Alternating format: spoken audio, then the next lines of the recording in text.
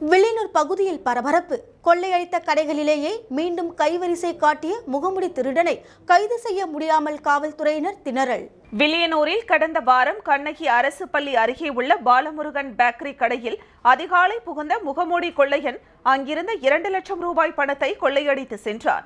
அதே நாளில் வில்லியனூர் மூப்பனார் காம்ப்ளெக்ஸில் உள்ள சேகர் என்பவர் கடையிலும் கிளினிக்கிலும் உள்ளே புகுந்து பணத்தை கொள்ளையடித்தான்.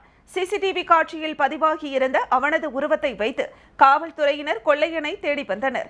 இந்த நிலையில் அதிகாலை வில்லியனூரில் உள்ள அதே பாலமுருகன் பேக்கரி கடைக்குள் கடந்த வாரம் இரும்பு ராடை வைத்து எப்படி கொள்ளையடித்தானோ அதேபோல் அதிகாலையில் இரும்பு ராடால் பூட்டை உடைத்து உள்ளே சென்று பணத்தை திருடியுள்ளான். பின்னர் அங்கிருந்து அரும்பார்த்தபுரம் மேம்பாலம் அருகில் உள்ள பால் பூத்திற்கு சென்ற முகமூடி கொள்ளையன் அங்கிருந்த பணத்தையும் திருடி சென்று விட்டான்.